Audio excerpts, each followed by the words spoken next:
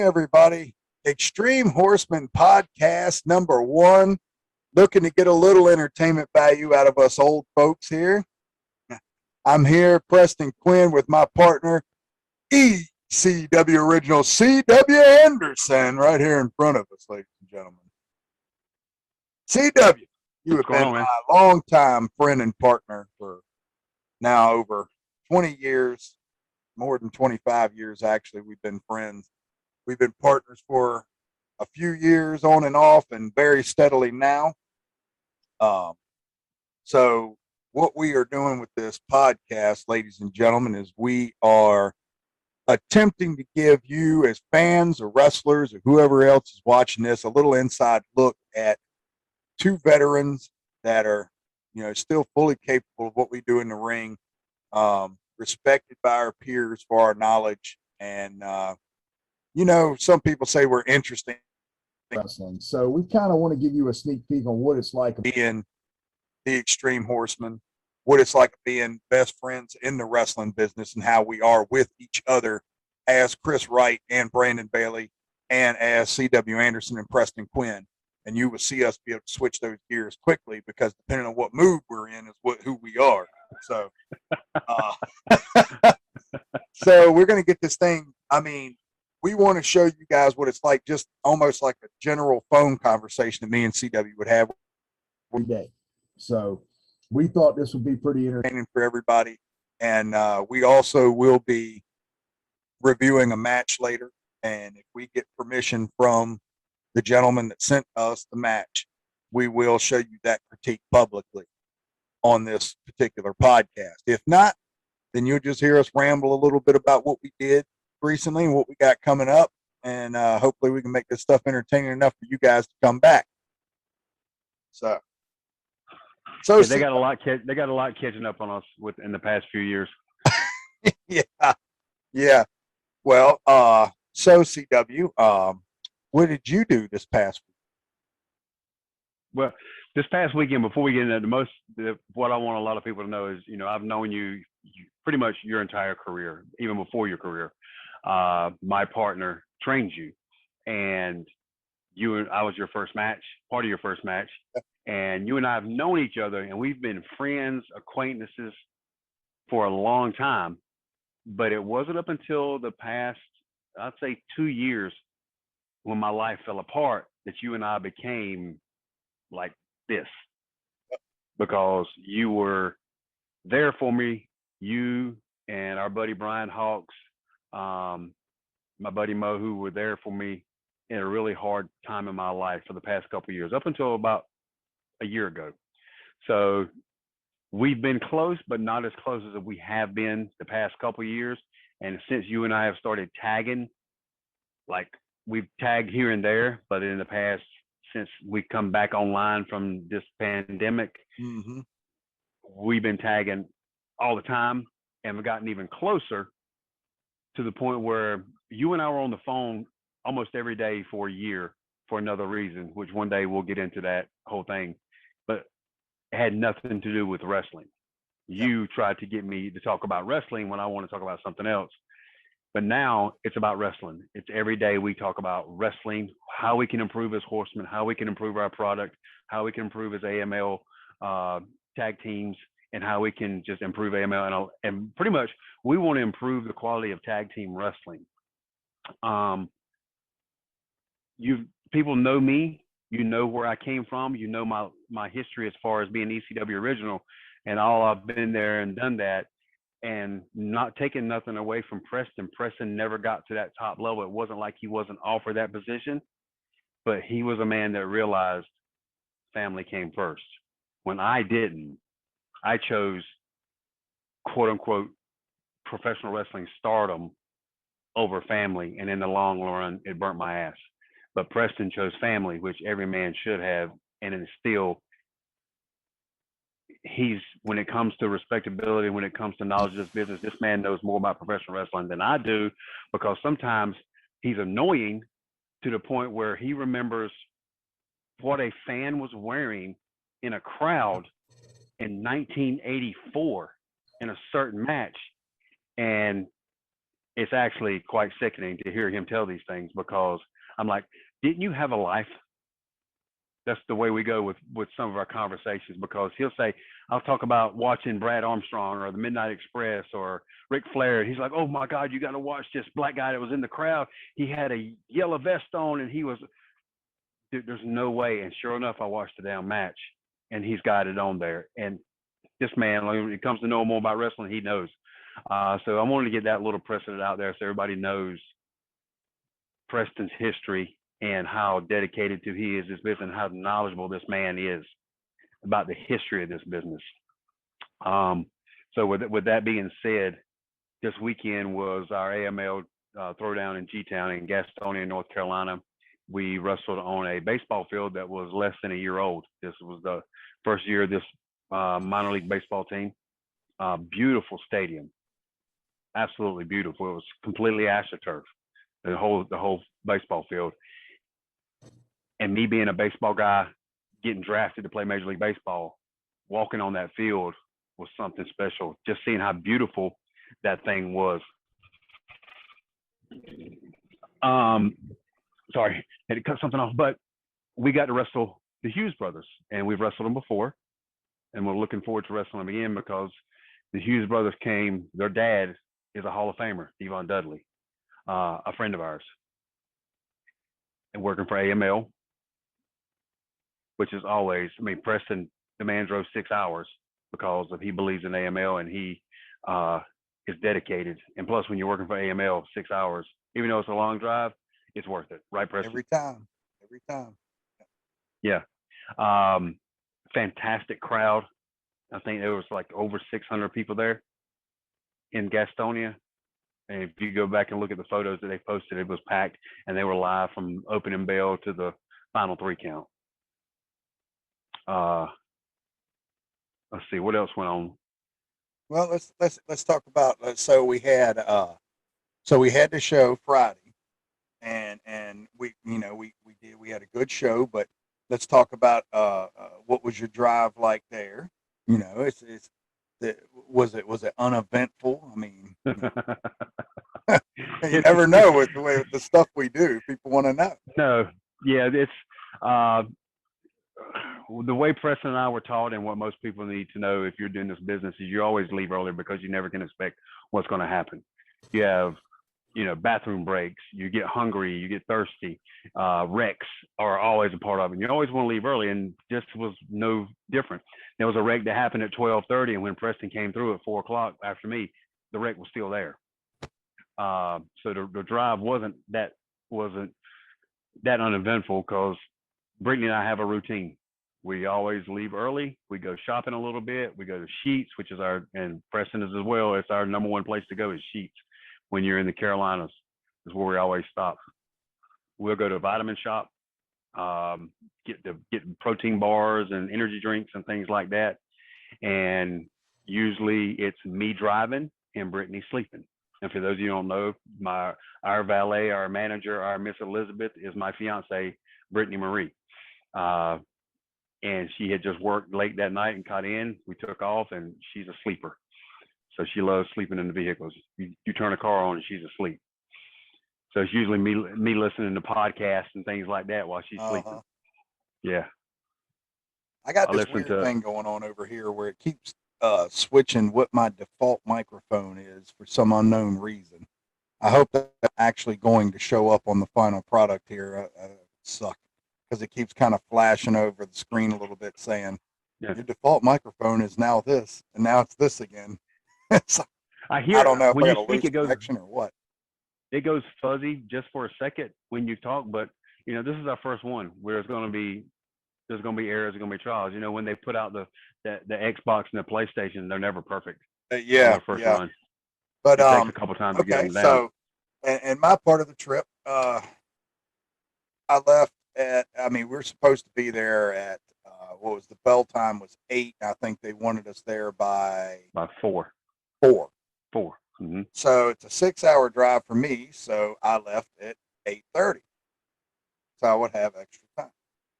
Thank God I did because, of course, like you said, there's a wreck on a straight road, and that I will never understand how we drive these interstates and see people wrecked on the straight roads. I just cannot fathom. Regardless, we get there, and I'm blown away by how nice this. It was I don't know what level minor league. The Honey Badgers play there, but we get Gastonia, North Carolina baseball team called the Honey Badgers had a brand new, and he said it's a year old. I couldn't tell. It doesn't look like there's been a game ever played hardly on that AstroTurf. And that turf, that artificial grass they have, it's not AstroTurf. I'm old, so I still say that. That stuff is the exact that I played on in the Dallas Cowboys Stadium when I went out there a few times, and it has these black pellets that they spread all through the artificial grass so that it acts like dirt, so that your your feet slide as they should naturally and don't get stuck and twist ankles and stuff like AstroTurf is famous for. Oh, I didn't know that's why they did that. Yes, yep. So they had that. They had the whole 9 yards, man. the room, everything was nice. I mean, if you're an Indie wrestler, you understand the types of places we've been in for locker rooms and whatnot. But I was blown away, and AML never ceases to amaze me. The things that Tracy Myers can do as an owner and the places he gets for us to work at is phenomenal. I can't say enough. probably tell you that I don't know I would still be a wrestler today, if it wasn't for AML. Your What you got microphone. going? Your microphone's going in and out. Your microphone's going in and out. All I right, can let tell. me see. But- I'm gonna try something a little bit different. Hold on. But while you're trying that, I'll pick it up. You're right. With working for Tracy over these past, I think I've been with him at least 5 years, and that's the highlight of my wrestling is in the week or the month whenever we have to wrestle is working for Tracy, because I know it's going to be a great show. We're going to have we got a great locker room. What Tracy and Brian have put together, and with Blackness Jack and Mike Calandro. That's how you pronounce his last name, right? His name is I think Calandro. it's Calandro. Can you hear me okay now? Calandro. A little bit, yeah. It's not as I'll clear fix as it that. was a while ago. Keep talking. Keep talking. Yeah. But with Mike, this one was in Gastonia was Mike Ramsey, the referee. He was the one that helped put this together, and it was a fantastic job by Mike, and because he does a little promoting for somebody else or for his promotion as well. But it was a beautiful place, and all the matches and the guys they get to bring in that were formerly up on TV, and now they're coming and working for us, and getting to see these guys and meet a lot of them for the first time it's always fun when you work with AML, because you never know who they're going to bring in. So you still there? There you are. Yeah. Okay. Can you hear me now? Yes. All right. Okay, let's see. Let me make sure I get this thing. I wonder if it's going through my headset now. Yeah, you're good now. It's my Call of Duty headset. This better work as much as I cuss people out on there. But so anyway, I was just I appreciate you covering me during that debacle. But no, I was just saying it's I probably it'll be a whole nother episode when we talk about what we think about professional wrestling today. I'm going to say that. And what they do today to me, and I'm not going to speak for Chris, but I think that what they do today kind of saps the fun out of wrestling for me. But unfortunately, wrestling is an artist's dream because there's so many different canvases, and we're still allowed to do our old school art. And especially at AML, it's not frowned upon. They respect the depth of psychology that we put into putting a match together, which will be another episode. But it'd be nice. It'd be nice to have it'd probably be nice to have Dr. Tom Pritchett on that for the plug and vote of confidence he give on us on being a tag team and the depth of our psychology Yes. when it comes to that. Yes. And, you know, another good thing that we didn't mention yet, one of the other positives of going to AML is getting to see our mentor and now our really good friend and partner, George South.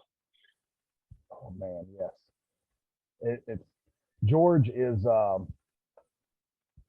he is such a fountain of knowledge, and he to this day, at his age, can still school me in CW. It is unbelievable how George South can call a match, and I don't know that I will ever be at that level, but I can guarantee you we will enjoy every minute sitting beside that man and trying to pick his brain.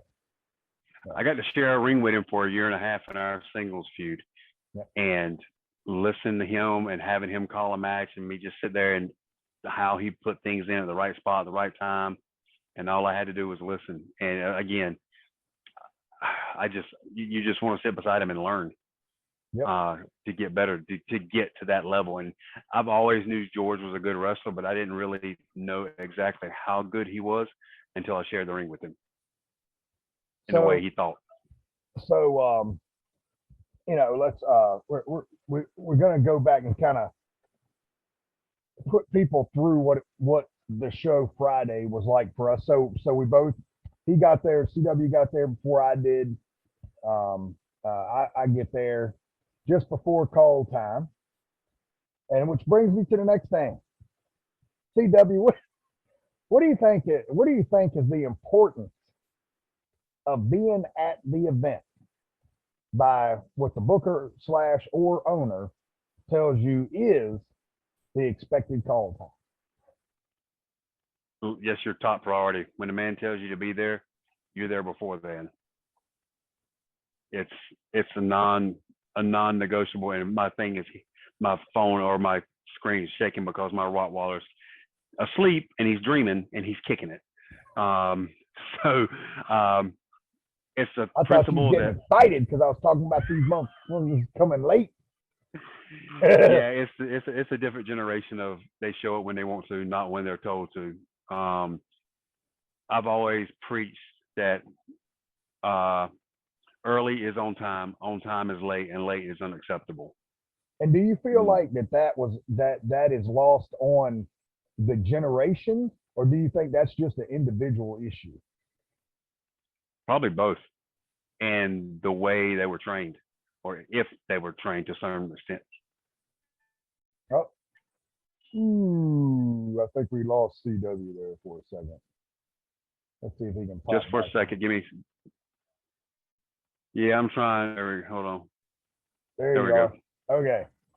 I have my alarm set at a certain time to remind me to do something before I go to bed, and it just kicked in. It reminded him but to and tell you guys how much he don't like people not showing up on time. No, I've never been I don't. Not to say I haven't done it before. I learned the hard way in Japan that when they tell you that call time's at 1 o'clock, it doesn't mean 1 o'clock. It means 12:30. Because when you show up at 1 o'clock, you're late. And I did that my very first Japan tour. They said be downstairs at 10. Well, it was 9:45 and I was still in my room, and I got a call. Where are you at? Call time's at 10. Because most of the time when they here in the States, when they tell you 10 o'clock or we're leaving at 10 o'clock, it's 10:30, 10:45. Well, it's not that way in Japan. Right. Lazy American. Because it's generational. It's the way they are. It's almost like, what are they gonna say? What are they gonna say to me? And if they say anything to me, it's whatever. They basically do what they want to do. There's no repercussions from it. Yeah. Yep. And it's like I put in that post the other day: respect is earned, not given. And we know who those ones are. Yeah. Because they're constantly the ones that are showing up late. And this is not. You can go and show up late at any other promotion you want to. I don't care. But when you're at AML, get there on time and on time is at least 30 minutes before. And I don't want to hear that there was a wreck. You drove 6 hours and got through the same wreck I did and still beat everybody there. Yep. And that is one, me enjoying what I'm doing there, and two, just the level of respect that I have for what Tracy and Brian do out there. I have only seen probably a small fraction of the work that they put into it, and it is just unbelievable. And for us to even be a small part of that and that success, it really means a lot. And it means a lot when they come back and tell us how impressed they were with whatever match we were in or whatever, because they will tell you if they're not impressed. Yes. They don't hold back, and that's one thing I like is the honesty, the maximum effort to put as many people watching you in those stands as possible. It's very infectious. It makes you perform better because you know how hard they worked to get you out there in front of that many people. And I think you do go out there and give an extra for that. They don't ask a lot. They go out there, have a great match, be safe, tear the house down, and then show up on time. That's all it is. Yep. It's not that, because I can promise you, if you ever get to the chance, if these people to go up top to work on TV, let them show up an hour late after call time. My They gut won't says be they there the won't next do day. that anyway. No. I don't. And that's why I feel like it's a lack of respect. But that's here nor there with the Indies. Okay, so all right, so we get past call time. We're there. We're hanging out, man. We're talking to Robert Gibson. Ricky Morton's just getting there. I mean, we're wheeling and dealing now with some of legendary tag teams, folks. I mean, the Rock and Roll Express. We got George South over at the merch table. Everybody's starting to show up, man. The ring is already out there. We're taking pictures of this beautiful field. CW's flying a drone over it, taking pictures, man. It's stuff going on. And Robert Gibson looks at us, and what does he say? That little taco truck down there has got the best food in the whole town. And did you take his advice, CW? Did you go to the taco truck? Well, not to begin with, not until you start talking about it, because you and I always go get something to eat before the show. Yeah. Always, and it's usually a Sheetz. But there was nothing around, so myself, you, and Brittany went to the taco truck. There was some other guys there. Ricky Morton was there. Kerry Morton was already there. Yeah. And we got something to eat and sat there and just chatted and ate our food and just caught up with Ricky. Food. It was a shit ton of food for that amount. Holy crap! Yeah, for that amount of money. Ain't no fuck. I should never have ate that much quesadilla before we wrestled the Hughes brothers.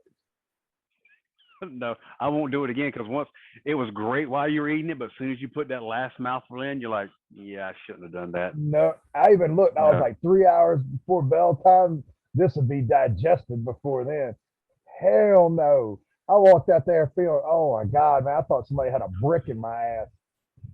Oh. and I did the top of the leg drop. As it is. I did the second rope leg drop with all that shit in there, man. I was like, oh my God. What the hell was I thinking? So anyway, all right. So we get down to the taco truck, man. We're talking this thing was awesome.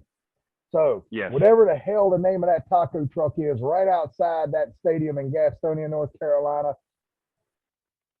Yeah, you got our approval. About. I hope we get them a little business on that. But so we're out there and we're chilling, we're eating, we're talking to Ricky Morton, legendary Ricky Morton, and Ricky Morton looks at he's got a little something he wants to talk to you about, CW. What kind of offer did Ricky Morton shoot out there for the Extreme Horsemen? To come and spend the weekend with them, to take our stuff to another level. Learn from Ricky Morton on a personal level, folks. Yeah. He looked catatonic when he asked us about that. I say, road trip. He says, I know more than you think I do. He says, what you need to do is come spend the weekend with me, CW. Y'all come spend the weekend with me. Like sexually, he meant like he wanted to teach us some wrestling. No, that's exactly what it was. He said, no, it was to get me to another level. Yeah. To get us to another level. Yeah. To come spend the weekend with him. So basically he could pass on whatever it is that he keeps to himself and only gives to certain people. He gives into he's going to give it to the Extreme Horsemen and That's pass right. that knowledge along. We'll put ourselves up against any tag team in the world today, and we confidently say that. That's not a gimmick.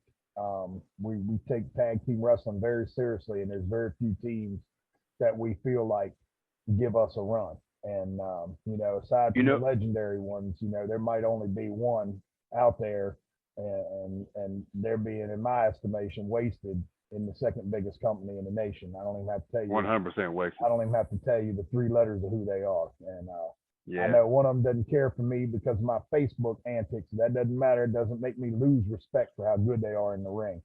They're very good. I actually knew them way before they ever made it. Very good guys, both of them. Well, I look forward to clearing my name at WrestleCade so he don't think I'm just some kind of right-wing asshole like I am on Facebook. I did rip AEW, rightfully so, with their early booking, but I do think that they're trying to turn the corner. Correct. I do think they have made some improvements, but again, that will be another episode if we ever get into what we think about that. I will tell you that when we talk about how our knowledge of tag team wrestling, we've kind of, you always second guess yourself. But when you have Dr. Tom Pritchard tell you that you should be teaching at the Performance Center, that we knew stuff that he never even thought about and forgot, that comes straight out of his mouth. Said, You guys should be teaching tag team wrestling at the Performance Center. It's stuff I haven't even thought about, stuff I forgot. He's the longest trainer there. So that was a huge compliment coming from him. Yeah, I had to walk outside and take a breather after hearing that. Yes. And it's funny, people. They think people like us don't still mark out. And that's the funny thing we do. And they go, CW just had another alarm go off there, I bet, ladies and gentlemen. There he is. Brittany called. I thought he had to remind himself that he had another podcast to do. But no. But I just want to say, a lot of times veterans aren't realistic about that, and we still mark out. We mark out for people that we marked for when we were younger. It happens, and when you get a compliment like that from them, and it kind of tells you that yes, you are doing the things right that you thought you were, and it kind of solidifies that all the work that you've done was worth it. And it means a lot. It really brings you to a point there where you get that, wow, man, I didn't do this for nothing feeling. And for us, it's never been about the ego point of it. Like it strokes your ego just a little bit. That's what, like you said, what we've been doing has been right. And it's nothing you go around bragging about to everybody, but sometimes it needs to be solidified and let known that, we do know what we're talking about when it comes to tag wrestling. Yeah. Okay. So, all right. So we've ate, and we're going to fast forward now to our music. Our music is hitting. The Hughes brothers are already in the ring, and maybe take the people through what that's like when our music hits and the guitar riff hits, and we're about to make our way down to the ring. Take the people through what your brain is going through, and you can break kayfabe, and what your brain is going through when we're walking out there to the ring in front of 700 people out there getting ready to take on Devon Dudley's twin sons, who are very talented young men. Very talented. It's been like this the entire time that I've been wrestling. I'm nervous, very nervous. When the music hits, the adrenaline starts pumping, because I know that when we come out at AML, we're huge fan favorites. And that's going to send the adrenaline to another level. I like when we walk out, not so much for the reaction, but to react back to the fans, that, hey, we see you, we love you, we appreciate you. We're going to go out there and give 110% to either get this win, but either way, the Horsemen are going to give you your money's worth.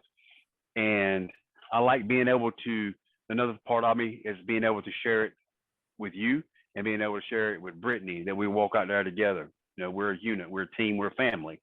Yeah. Going through my head also is, I do not want to disappoint the fans. I don't want to screw up. One, I don't want to get hurt. You try to put that in the back of your mind, because if that's what you're thinking about getting hurt, you will get hurt. You will. But I do not want to disappoint the fans. I don't want them walking around like, man, CW just don't have it anymore. I want to still be able to perform at a high level. And the nerves are always with me, even after the first lockup, until we start moving and, the first whatever thing comes up, the first spot, the first thing, whatever comes up, the nerves are still there. And once I start getting in the flow of it and we start getting in our groove, they go away. Mm-hmm. And then it's almost like you forget about that the crowd's there to an extent, because you're concentrating so much on the match. Mm-hmm. But when you walk through that curtain and get that initial eruption that you're here and it's go time, man, I don't know if there's a better drug on the planet. And to interrupt, you brought up a point unknowingly when you said you forget that the crowd is there because you zone so much. And that's something that we teach a lot of the younger guys, because they forget and stay forgot of where the crowd is, or that there's even a crowd there, because they're thinking so much about what it is that they want to do while they're in there, and to entertain the crowd. Hopefully they're not trying to entertain themselves or the boys, but to entertain the crowd. But I think a lot of times they get so zoned in on making sure that they don't mess up, they don't get hurt, they properly execute everything that they want to do, that they forget the paid customers out there. They want to be acknowledged, they want to be seen, and they want some interaction. And those are things that you and I have always been able to, we can snap right out of this, and then boom, and then turn around and you flash the CW gimmick, Yep. and I flash the 4 in honor of the Horsemen. And we always remember to do that, because we remember the days that we forgot to do those things. And that's something that we hope that young guys will take away, and just think about that when you get that little break in the match, that heel rolls out of the ring, or you knock him out of the ring, you turn around and look at them fans and be like, yeah, that's right, you saw it, and I'm doing this for you guys. Hey, blow them up. You also remember, and we also remember this too, is when we were young, growing up, watching wrestling, going to a show, what it was like when the wrestler in the ring acknowledged us. Yep. That, hey, he sees me, he's acknowledging me. Yep. And that's what we want to do, is the fans, they want to be a part of us just as well, and they like when we acknowledge them, because I've always said, without them, there is no us. So we always want to make sure that we haven't forgotten about them. But you do get in that zone, as you said earlier, some of the younger guys, and we did it when we were younger. You're so much concentrating on what's going on, you forget they're there. Yep. And you can't ever do that. So I got a quick story, my experience this weekend. As soon as we get ready to start the match, we like to be physical with guys that can be physical, and the Hughes brothers can be physical.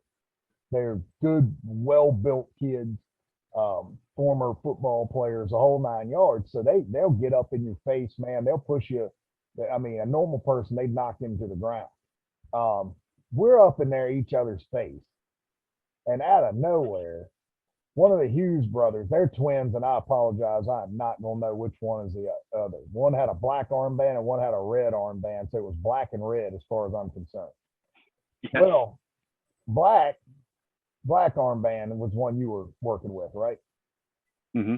Yeah. It was the one I was face to face with. Slaps the shit out of CW's face. And here I am and his partner looking at each other face to face, and there's this smack. And I see at the corner of my eye, CW has been smacked. And I'm not talking about no bullshit leg slap. I'm talking about slapped in his face, which I know he hates. Yes. So the first thing I'm thinking is, I like these guys, and now we're about to fight. The match is thrown out the window, and now we've got It's go time. Yes. And and CW, what happened? What happened? Well, I pulled back from the guy that I'm face to face with. What happened? Yeah, you got right close to me, and your first words, "You tell him to slap you?" I went, "Yeah." He goes, "Oh, okay. I thought we would get ready to fight." And then, and I said, "You asshole." Yeah. As I turned back to get face to face. And the funny thing is, I see the two Hughes brothers get near each other, and the one that was with me, asked him, did he tell you to do that? And I see him Yeah. say, yes, he told me. I read his lips, and I'm over there trying not to laugh because I just looked at you and said, did you tell him to do that? Because if not, we're getting ready to fucking fight. Yeah, he told his brother. He said to slap him light, but I think the adrenaline got him, and he slapped the shit out of him. Oh, yeah, his Like I was hand getting was slapped into- heavy, folks. Heavy. Yeah, That's why I thought, Yeah. I was like, oh man, I could hear the leather in that one. I was like, oh boy, goddamn, I'm too old for this shit. We're about to fight these Yeah, two young bucks. I Oh, got slapped a lot in Japan, and I hate getting slapped in the face. yeah, and, yeah. I'm not gonna say it's easier when you know it's coming, but at least you can get a little bit kind of ready for that. I mean, you don't want to really tense up because that's an easy way to break teeth. But God, I don't even want to talk about it. Yeah, Oh, it still rings you. It takes a second to get more than yeah. a second to get past And it. then if they miss and hit your ear or something, people don't realize like the pain that we go through that we can't show. Like, yeah, like if you get slapped in the ear, like you can't be like, man, I can't even hardly balance right now, but I got to stand there and look Yeah. tough that I just got slapped in the Yeah. face. Because it sucks getting hit in the ear. Your balance goes quickly. So we had a good match. I thought it was a good match. We had a good one with them before. I thought this one was better, and I think Tracy Yeah. Myers said that too. Yeah, our chemistry is really good with them. Yeah. And CW and I continue to evolve as a tag team, and we will let you guys see that in future episodes how we go over psychology and older matches and make that our own. And that is, you will probably see a lot of those because that's a lot of the work that we do. Mhm. But the finish, one of the Hughes brothers has me sitting up on the top rope for the superplex. Both of them actually. CW Mhm. pulls one of them down. The other one stays up there with me. CW actually ends up sidestepping the brother and shoots him right into the brother that's with me, sends him over the top rope. Ricochets off. The other one ricochets off, turns right into. Spine buster. Yep. CW hits the spine buster, and this is why CW is my best friend in wrestling right here, and actually probably best friend in life. He knew when he spine busted him that he was sitting wrong for which leg that I used for the leg drop. Just knew Yeah, it because inherently. you're backwards. And he spun him around just in time as I jumped off the ropes because I'm left-legged, left arm, left leg, and I did it. And he spun him around, and boom, I jump off. Alabama Jam, 1, 2, 3. Everybody goes home. By the way, that Alabama Jam, like, they don't never bother me, but I'll be honest with you, for like 3 days, my pain groin in my hip were like, why? Yeah, I don't know why you still do it. I stopped years ago. That's the first time that I've really had any residual on that since, every once in a while, if I land square, that'll shoot the fire up your spine. But I think I did that one time in like 1995 and I never did it again. I can't. When I was doing it in 95, and I was a fat ass then, I was 250, 60 easily doing that leg drop off the top rope. And I had quit because it was screwing my back up. I don't know.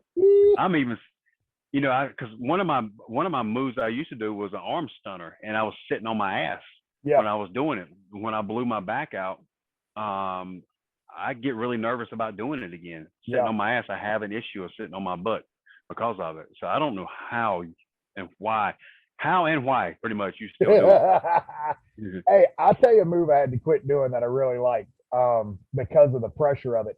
I would pick a guy up like in a human torture rack. And then I would jump up in the air and sit on my butt and break him over my shoulders and then toss him off. Oh. Yeah.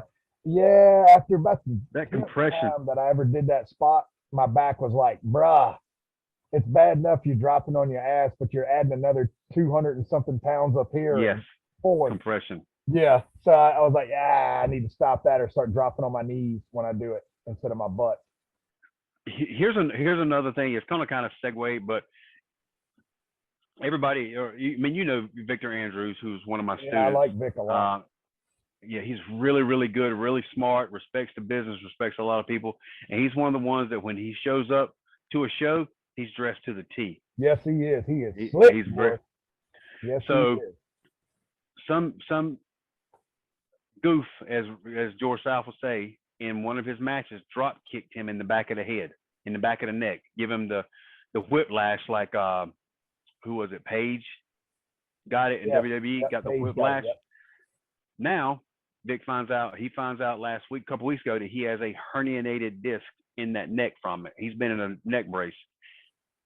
Goes to the doctor Friday, and they think doctors was telling him that his wrestling career is probably over because he's gonna have to get surgery.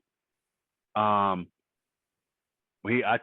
send him to my chiropractor, who he's been going to as well, and he texted me today and said there's hope, because when I blew my back wrestling Spike Dudley at the arena, I laid in the bed for 28 days when I herniated L5 and S1, and my chiropractor, Dr. Smith in Raleigh, got me back to wrestling again, and he saw Vic today and said there's hope. There it goes again, and even though it wasn't Vic taking, the move on purpose, you should never drop kick somebody in the back of the neck, in the back of the shoulders, and they're not expecting it. I don't know why you compels you to do that. As you see the people getting hurt, and like the buckle bomb, it's the same way. It's that whiplash effect. Yeah. It's too dangerous. Yeah. And we know that now that we're older, the amount of bumps that we take and the type of bumps that we take are different. We've become better just in general as workers, as wrestlers, because of the fact that we don't want to take those types of things. We don't have to get over by going out there and killing ourselves. We get over the fact that our psychology is good, and we take those fans on an emotional ride. Yeah. So anyway, I think we can start to ramp down there and get ready to watch this match. It's only 5 minutes. So okay. If the gentleman says that we can show this along with this, then we'll add that in. And I think that would be good for today. I think these people got a little insider. I think the only thing left would be the ride home for me was a long one.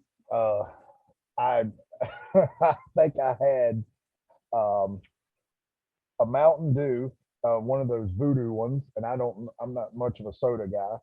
I think I had one of those. I had an energy drink, and for the first time in my life, because I can't stand coffee, I bought a can of the white chocolate double shot espresso Starbucks stuff, because I was not going to make it. I'm not pulling over and sleeping in some trudged up parking lot. I have to make it home. So what did you think of the taste of that? The taste wasn't terrible, but that coffee residual that happens in it, it's like there's so many things that taste better. That's the issue. I could drink it if there wasn't so many things that taste better. But I'm not a coffee fan. Huh? I'm not a coffee fan. No, me neither. It always tastes like dirt. Even when they dress it up, it's still dirt. You left right after the match because you had the long drive. I stayed for the entire show, and if you haven't seen, I actually got some more drone footage during Timmy Lou's match.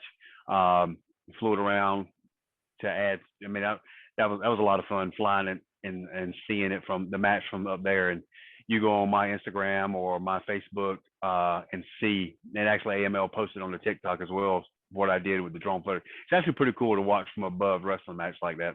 Yep.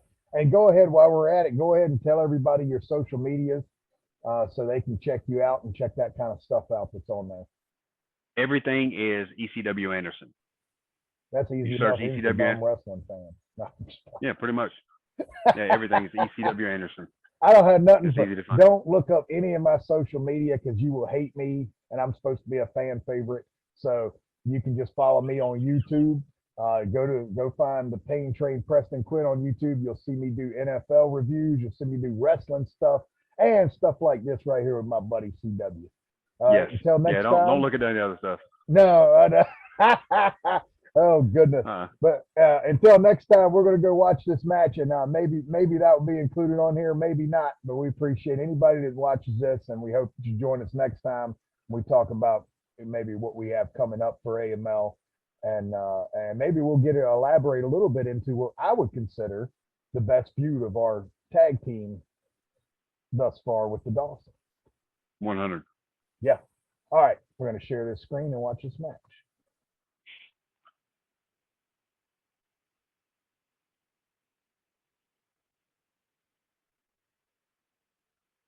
All right, ladies and gentlemen, I'm going to segue this with the fact that this kid that sent us this, it's the smaller kid in this match, and I did not know it was even a cage match. We neither one have watched this match. We want this to be genuine reaction, and this kid did say that he is extremely green. He may have even said it was his first match. So we're not on here to blast anybody. We're on here to make people better, and that's what this is all about. I think I've critiqued anybody's very first match.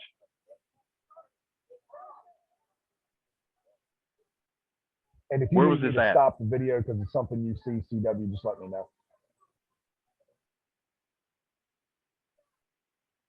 I think I know that ref.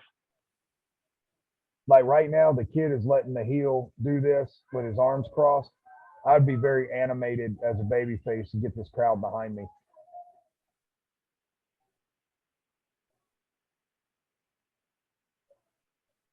I'm going to bring the sound down on this a little bit so we can hear us. Okay, so he did jump up there at least, and you know. All right. So and you have to apologize to somebody if you get offended by somebody else calling us kid. It's just the way we are. Anybody that is younger in this business, from students, we call them our kids. Yeah, we're old. So. What's the guy's name we're critiquing?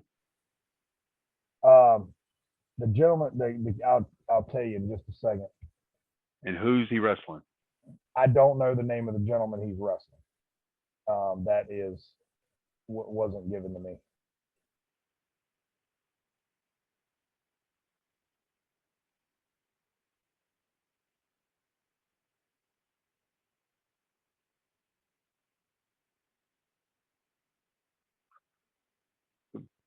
I like the way they get in this.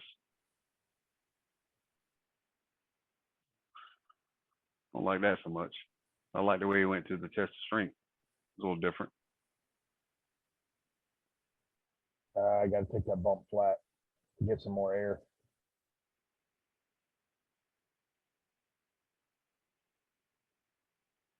That knee drop actually was pretty good.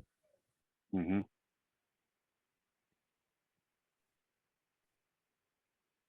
Is the video smooth on your end, or is it jumpy? No, it's smooth. Maybe the sharing feature is a little choppy. Yeah, it's like clippy on my end.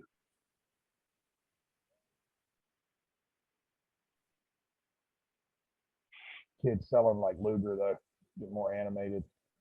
Yes. Devin Bright is the kid's name. Okay. I'm assuming that's also his ring name.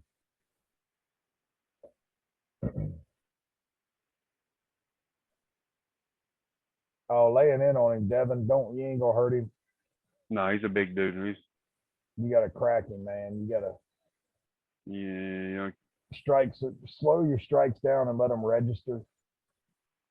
Let the crowd see it. When you jackrabbit strikes like that, they don't mean anything. Especially that many. Oh, less is more. Give him one, let him sell it. Yep. And this guy here, you're in a cage. I'm assuming it can't be a disqualification. Who's the heel? You get on him.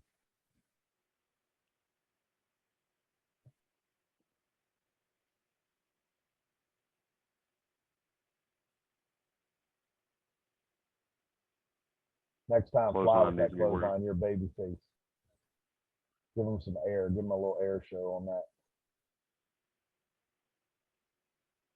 Stay on him. Get up, get up. Y'all writing a book down there.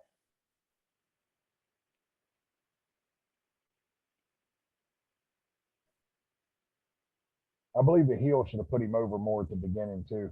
I was going to say the psychology is a little off on this. It shouldn't have been. Yes, beat him up in the beginning, but give it back to him a lot. Yeah, he should have got way more shine. And the heel just letting him sit back there, it's not. He needs to fight back. Like, right, look, he should have been on him like that, man. That heel took too long. He takes too long. Babyface got to fight back more. Yep. He can't punch. You got to work on his punches because his punches are garbage. Yeah. Strikes are a little off. And that's okay. You know, it's okay. He's green. Yes. Those are things that he can easily make adjustments on. He, you know, get classes, go to a seminar with the people that can strike good. I know a few of them. Yeah. They're actually critiquing your match right now.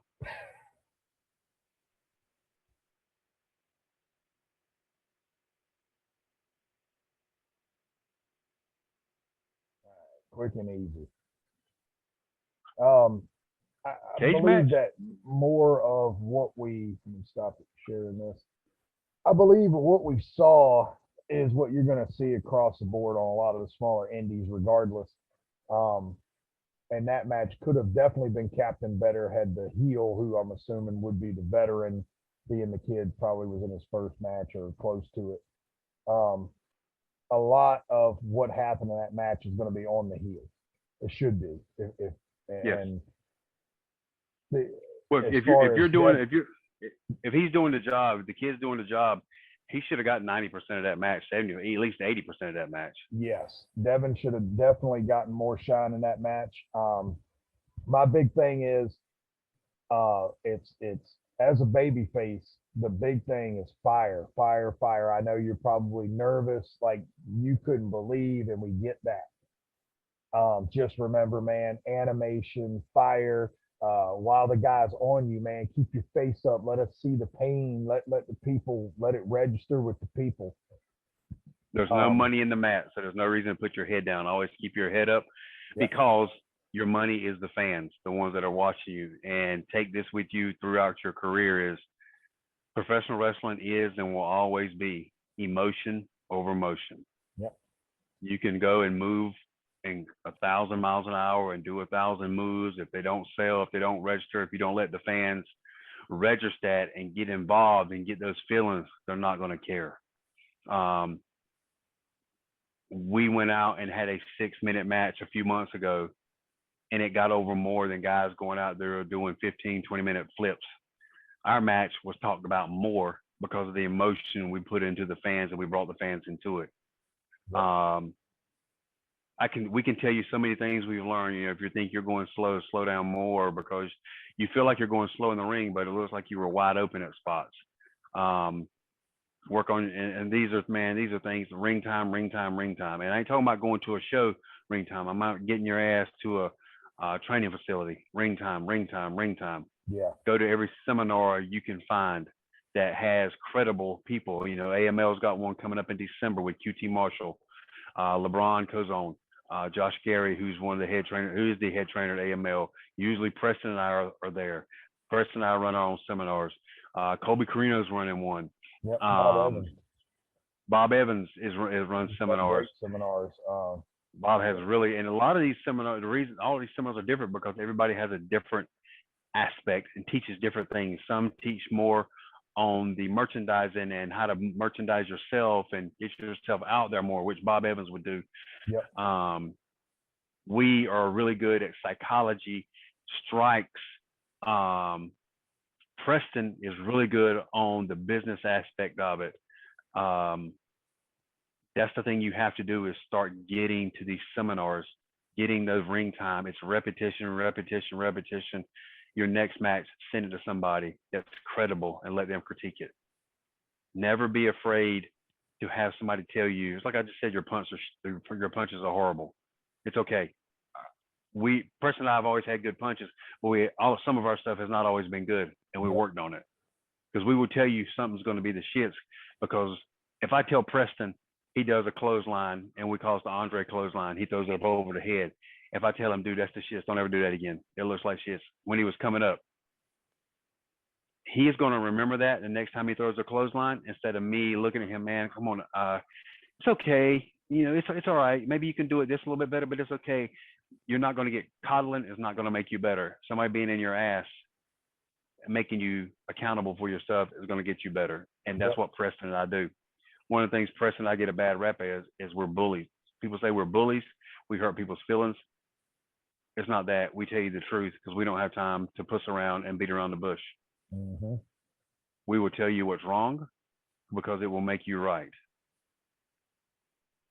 So those are some of the things to take from it. And you have a long way to go. I'm at 28 years right now in the Yep. business. 26 And for to me. tell you, Preston's 26, I'm 28. And to tell you that I still learn, I learn every match. And don't never have that ego when you start getting especially when you get your first belt. Those belts don't mean shit. They're fake. No. Nope. I give him kudos because we made this announcement and it got shared and everybody was loving it and liking it and stuff like that. Guess how many people submitted a match for us to critique? Anybody want to take a guess? Yeah. One, this kid. So as far as I'm concerned, if I had an open booking right now, I'd tell the rest of you kiss my ass and I'd get this kid and I'd coach him up and make him go out there and work because he got balls. I don't know if you guys thought we was going to just publicly berate people. We're on here to make wrestling better because we ain't got much longer to go. And we need that next generation to make wrestling good, man. That's what we're here for. We're trying to leave it better than what we found and never be you're never too good to be critiqued. And there's a lot of them, they think that they don't want their ego crushed. They want to be coddled and they want to be told how great they are. Yep. Yes, it's nice when people tell you you're good, but you can always get better. Yeah. And folks, we see those types on all the time. They're on Facebook.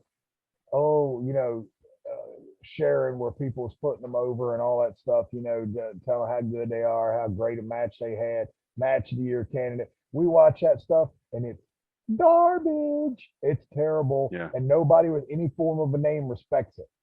I'm telling you right now, you guys out there sharing your stuff and telling everybody how good you are, we watch it and we laugh and we never want to be in a ring with you. So let's keep that out there. Don't believe the hype. You get out there and you do your job, you do good, and you listen to the guys that came before you. Keep listening to the fans long enough, you'll be sitting with them. Yep. I think on that, we're going to take it home, brother.